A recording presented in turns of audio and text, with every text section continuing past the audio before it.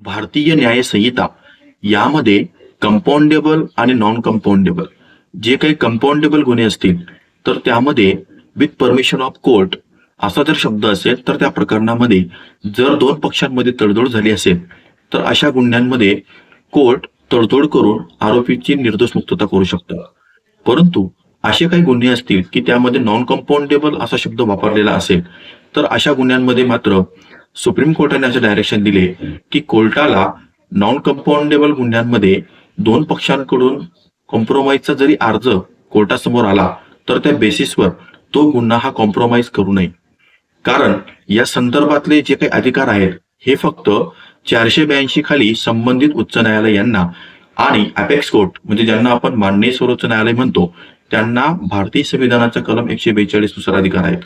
त्यामुळे या संदर्भातले गुन्हे हे नॉन कंपाऊंडेबल असताना तडजोड करू नये.